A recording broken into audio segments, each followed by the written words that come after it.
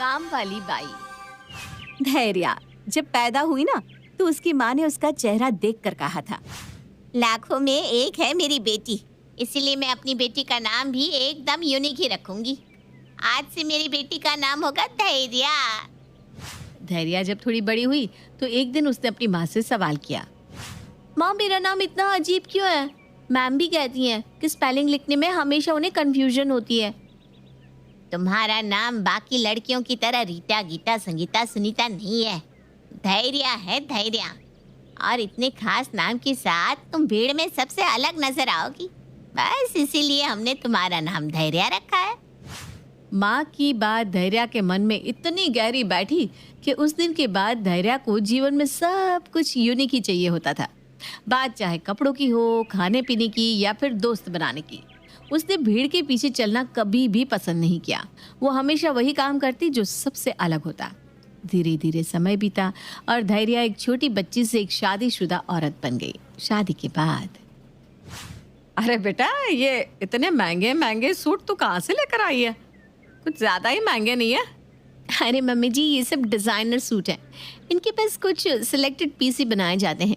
इनके जैसा बाजार में आपको कोई और सूट मिलेगा नहीं, बस इसीलिए ये महंगे होते हैं। अरे तो क्या जरूरत है इतने महंगे सूट खरीदने की?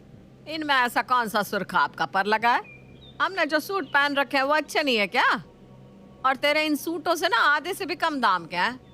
मम्मी जी, आप नहीं समझोगी। जो ड्रेस सब लोग पहन रहे हैं उसे पहनने में भी कोई मजा है? मजा तो सबसे यूनिक ड्रेस पहनने में ही आता है। अच्छा भाई, हमें तो आज से पहले ये बात पता ही नहीं थी। सिर्फ सूट ही नहीं मम्मी जी, मैं अपनी साड़ी, शूज, बैग, यहाँ तक कि अपने कमरे के पर्दे और चादर भी डिजाइनर ही लेती हूँ, ताकि जो सामान मेरे पास है उनकी जैसा और किसी के पास हुई ही ना। हे भगवान, पता नहीं कौन सी शुभ घड़ी में ये खर्चीली लड़की हमारे घर आ गई। इसके यही तेवर रहे तो ये तो कुछ ही दिन में हमारा पूरा घर बिकवा देगी। ये कॉटन के हजार रुपए में धक्का खाने वाले सूट 6000 के खरीद कर लाई है। बता, है कोई तुक भला इस बात का? बहू के रंग ढंग देखकर सास मंजूषा थोड़ी परेशान रहने लगी थी। मम्मी जी, इतने बड़े घर का काम मुझसे अकेले नहीं होता है। सुबह से शाम हो जाती है लेकिन घर के काम तो जैसे खत्म ही नहीं होते। और वंश भी इसी वजह से मुझसे नाराज रहने लगे हैं। कहते हैं कि मैं पूरा दिन घर के कामों में ही उलझी रहती हूँ और उन्हें बिल्कुल भी समय नहीं देती। तो बेटा, मैंने तुझे कब मना किया नौकरानी रखने से? लेकिन तेरा ही कहना था कॉलोनी में सब बहुओं ने नौकरानी रखी हुई है, इसलिए तू काम वाली नहीं रखेगी। अरे मम्मी जी, वो मैंने सोचा कि काम वाली रखने से क्या होता है, मैं तो हूँ ही सबसे अलग। अगले दिन धैर्या की सास मंजू एक काम वाली सरिता को पकड़ कर ले आती है। हाय आंटी जी, कितनी सुंदर है आपकी बहू। पूरी कॉलोनी में और किसी की बहू इतनी सुंदर नहीं है। तू आंटी कैसे कह रही है? आंटी होगी तू, मेरी उम्र की होगी और मुझे आंटी कह रही है। लो, इज्जत से बात कर रही है, मैं तो उसमें भी आपको प्रॉब्लम है। अरे मेरी तो ना आंटी जी 12 साल में शादी हो गई थी, इसलिए मैं ऐसी दिखती है। अभी तो मैं बस 25 साल की है। अच्छा, फिर तो तू मेरी बहू से भी छोटी है। 30 साल की तो मेरी बहू है। झूठ बोलते शर्म नहीं आती तुझे? वो सामने वाली बिल्डिंग में तेरी बहू काम करती है, मुझे पता नहीं क्या? अरे क्या आंटी जी, आप बिना बेकार की बातें लेकर बैठ गई। आप ये बोलो, काम कराना है कि नहीं? हाँ हाँ, कराना है। तुम कल से आ जाना। ठीक है मैम साहब, मैं आ जाएगी। काम वाली की जाने के बाद, अरे तूने तेवर देखी इसके? कहानी बनाने में एक नंबर है ये। आई बड़ी मुझे आंटी कहने वाली, खुद बुढ़िया होकर मुझे आंटी आंटी कर रही है। मुझे तो ये सरिता फूटी आंख नहीं सुहाई। छोड़िए ना मम्मी जी, क्या करना है हमें? जो बोलती है बोलने दीजिए। मंजूषा को सरिता से अजीब सी चिढ़ हो गई थी, इसलिए जब भी वो काम करने के लिए आती मंजूषा अपने कमरे में जाकर बैठ जाती। अरे भाभी, कितना सुंदर सूट पहन रखा है आपने। आपको पता है, सेम इसी कलर और डिजाइन का सूट ना मेरे पास भी है। क्या बात कर रही है? तेरे पास कहाँ से आया? कहाँ से आया का क्या मतलब भाभी? अरे मैं खरीद के लाई ना सरोजिनी मार्केट से। उधर सब एक से एक डिजाइनर सूट मिलते हैं। 400 का पड़ा। कोई देखकर कह नहीं सकता कि 400 का है। अरे नहीं नहीं, तेरा 400 वाला अलग होगा, मेरा तो 4000 का है। क्या भाभी, मैं आपसे झूठ बोलेगी क्या? अरे सेम टू सेम डिट्टो है। अच्छा चलो, मैं ना कल के पहन के आती हूँ बस। नहीं नहीं नहीं, तू वादा कर, वो सूट पहनकर इस कॉलोनी में कभी पैर भी नहीं रखेगी। वादा कर मुझसे। अच्छा ऐसा कर, मेरा ये सूट भी ना तू ही रख ले, अब खुश। लेकिन इन दोनों सूट को पहनकर इस मोहल्ले में कभी नजर मत आना। अरे अरे अरे भाभी, क्या हो गया? अच्छा चलो ठीक है, आप इतना रिक्वेस्ट कर रहे लिए तो मैं सूट पहनकर कभी इधर नहीं आएगी बस। हे भगवान, बचा लिया आपने। मैंने कल ही अपनी किटी में सबको बताया था कि मैं 4,000 का सूट लेकर आई हूँ। अगर ये सरिता मेरे जैसा सूट पहनकर कॉलोनी में आ जाती तो क्या इज्जत रह जाती मेरी। 2-3 दिन बाद। भाभी एक बात बोलो क्या आपको? आपकी ना मेरी चॉइस एकदम सेम टू सेम है। क्या? ऐसा किसने बोला तुझे? अरे भाभी मैं बोल रही ना, मेरी और आपकी चॉइस सेम टू सेम है। अच्छा, वो कैसे? आप यकीन नहीं करेगी भाभी, आपकी बेडशीट के जैसे ditto same to same bedsheet मैं लेकर आए लिए कल बाजार से। और उधर बाजार में ना 200 का सेल लगेला था। क्या बढ़िया बेडशीट मिल रही थी। तू पागल है क्या? ये तुझे 200 वाली बेडशीट नजर आ रही है? ये 3,500 की एक बेडशीट है और ये किसी सेल से नहीं खरीदी मैंने, कस्टमाइज करवाई है। मतलब भी पता है तुझे कस्टमाइज का?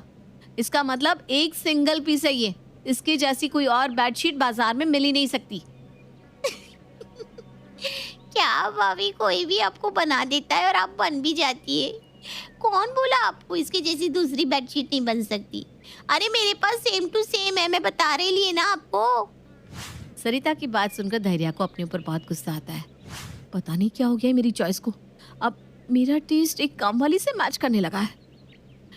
देख सरिता, किसी और को मत बताना कि तेरे घर में मेरे घर जैसी बेडशीट है। अरे भाभी क्यों नहीं बताएगी मैं? किसी का लेकर खाया है क्या मैंने? या चोरी डकैती किया है कि मैं झूठ बोलूं? मैं तो डंकी की चोट पर बोलेगी कि मैं सेल से खरीद के लाई लिए। अरे मैंने बोला ना तुझे किसी को नहीं बताना। अच्छा ठीक है, ले ये बेडशीट भी ना तू ही ले जा, मुझे नहीं चाहिए ये बेडशीट। लेकिन तूने कॉलोनी में किसी को भी बताया ना तो फिर तू देखना, मैं तुझे बाहर निकाल दूंगी। अरे भाभी तो ऐसा बोलो ना कि नहीं बोलने का है किसी को। अच्छा ठीक है, अब आप इतना जिद कर रही है ये बेडशीट मेरे को देने का, तो रख लेती है मैं। धैर्या को अपनी चॉइस पर और अपने हर सामान पर जितना गुरूर था वो सरिता ने आकर चकनाचूर कर दिया था। कभी वो उसकी साड़ी को अपनी साड़ी जैसा बताती तो कभी सूट को, कभी बेडशीट को तो कभी नेल पेंट को। और धैर्या भी अपना सामान गुस्से में उठाकर उसे पकड़ा देती। ये सिलसिला शायद ऐसे ही चलता रहता। लेकिन फिर एक दिन कुछ ऐसा हुआ जिसकी कल्पना धैर्या ने कभी नहीं की थी। भाभी भैया आपको प्यार बहुत करते हैं, सच्ची। कितनी मदद करते हैं ना आपके घर के कामों में। वो तो है, मेरे वंश जैसा कोई हो ही नहीं सकता। आपको पता है भाभी, भैया एकदम मेरे मर्द जैसे ही दिखते। वही लंबाई चौड़ाई, वही बाल और एकदम वही आदत है। आपको पता है, वो भी ना मेरे को घर का कोई काम करने नहीं देता। बोलता ही तू रानी है मेरे घर की, नौकरानी थोड़ी ना है जो घर का काम करेगी। काम वाली को अपने पति की तुलना वंश से करता देख धैर्या के सब्र का बांध टूट गया था। अच्छा, अगर तुझे रानी बनाकर रखता है तो इधर नौकरानी का काम क्यों करती है? जाकर अपने महल में राज करना। धैर्या की बात सुनकर उसकी सास मंजूषा आती है। अब क्या करेगी? इसके पास तो तेरे जैसा पति भी है। अब अगर इसने किसी को बता दिया कि तेरे पति के जैसा डिट्टो सेम पति इसके पास है तो तेरी क्या इज्जत रह जाएगी कॉलोनी में। ऐसा कर, अपना पति भी उठाकर इसे दे दे। मम्मी जी, आप कैसी बातें कर रहे हो? बेटा, मैं तो वही कह रही हूँ जो तू आज तक करती आई है। तुझे पता भी है ये तेरी सरिता कितनी डेढ़ सयानी है। कल मैंने इसे इसकी बहू से बात करते हुए सुन लिया था। कह रही थी 502 वाली मैडम तो एकदम बॉर्डम है, उनको बस एक बार उकसा दो, सब सामान उठाकर मेरे को दे देती है। तू बस देखती जा मैं कैसे बिना चोरी किए उनके घर पर हाथ साफ करती हूँ। क्या मतलब ये जानबूझकर ऐसी बातें करती थी? और ये बोर्डम किसको बोली तू?